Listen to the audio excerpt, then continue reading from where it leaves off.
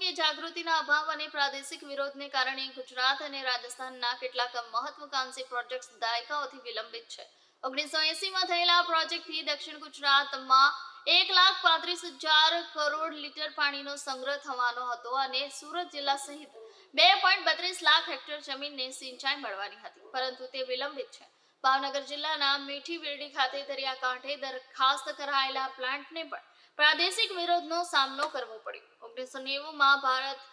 1.5 GW અને ચીન 0.3 GW વચ્ચેના પરમાણુ વીજ ઉત્પાદનના અંતરને ઉદાહરણ તરીકે રજૂ કરતા તેમણે કહ્યું કે આજે ચીન 64 GW સાથે ભારત 8 GW કરતા પણ આગળ વધુ છે। યોજનાઓના અમલીકરણમાં જાગૃતિની અસર દર્શાવવા વિપ્રાએ રાજસ્થાનના એક ગામને 2022માં દત્તક લીધું હતું, જ્યાં ભૂગર્ભ જળ 500 થી 700 ફૂટ નીચે ઉતરી ગયું હતું અને નદીઓ સુકાઈ ગઈ હતી। ઇસરોના સંશોધનનો ઉપયોગ કરી તેમણે 5% મોડેલ વિકસાવ્યું।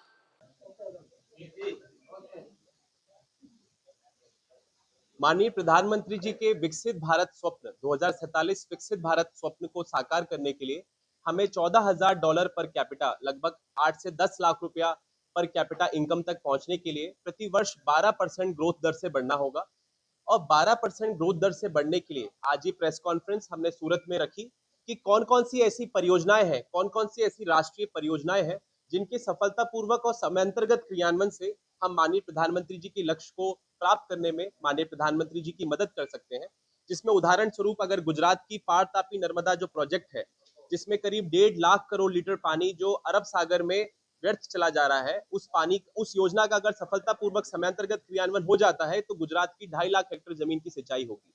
ऐसे ही राजस्थान में यमुना राजस्थान साबरमती नहर लिंक का अगर समयांतर्गत सफलतापूर्वक क्रियान्वयन हो जाता है तो 8 लाख हेक्टेयर जमीन की राजस्थान में सिंचाई की व्यवस्था होगी। कुल मिला के प्रधानमंत्री कृषि सिंचाई योजना, अटल भूजल योजना, जितनी भी ग्रामीण अंचल की जो योजनाएं हैं, इनका सफलतापूर्वक समयांतर्गत क्रियान्वयन हो जाता है तो भारत के 10 करोड़ जो किसान परिवार है, उनकी प्रति व्यक्ति आय 24,000 रुपए प्रति व्यक्ति सालाना जो अभी हाल में है, वो करीब 1.5 से 2 लाख रुपए तक पहुंच सकेगी। जिससे होने वाली मांग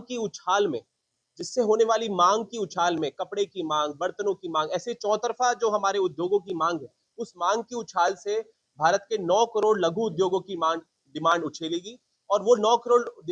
उद्योगों की डिमांड उछलने से हमारी जो जीडीपी विकास वृद्धि दर है वो 11 से 12% तक पहुंच पाएगी कि हम विकसित भारत स्वप्न को साकार कर सके। तो आज की प्रेस कॉन्फ्रेंस इसी विषय पर रखी गई कि कैसे जन जन में जागरूकता की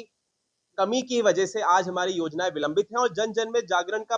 प्रसार करके ही हम अपनी योजना का सफलतापूर्वक समयांतर्गत क्रियान्वयन कर सकते हैं। चाहे वो परमाणु ऊर्जा मीठी बिरदी गुजरात का पावर प्लांट हो, जो क्षेत्रीय जन विरोध के कारण हमारा पूरे गुजरात को जो बिजली देने वाला था और एक स्वच्छ और हरित बिजली गुजरात को देता, वो क्षेत्रीय जन विरोध के कारण उस प्लांट की स्थापना कोवाड़ा आंध्र प्रदेश में करनी पड़ी। तो ऐसे सब उदाहरण जो हम 10 से 12 साल से गुजरात की भूमि में और राजस्थान की भूमि में देख रहे हैं, उन उदाहरण को देखते हुए हम भारत के 80 करोड़ जो ग्रामीण जन है उनमें योजनाओं को पहुंचाएं कि कैसे विकसित भारत स्वप्न को साकार करने के लिए, जैसे स्वच्छ भारत मिशन साकार हुआ, जैसे श्वेत क्रांति साकार हुई, ऐसे ही आत्मनिर्भर गांव से ही बनेगा विकसित भारत, ये क्रांति हम साकार कर सके। और इसी के लिए आईआईटी खड़गपुर से पास आउट, भारत सरकार में पूर्व सलाहकार रहा, हाल ही में सर्वश्रेष्ठ ग्रामीण विकास पहल अवार्ड से सम्मानित,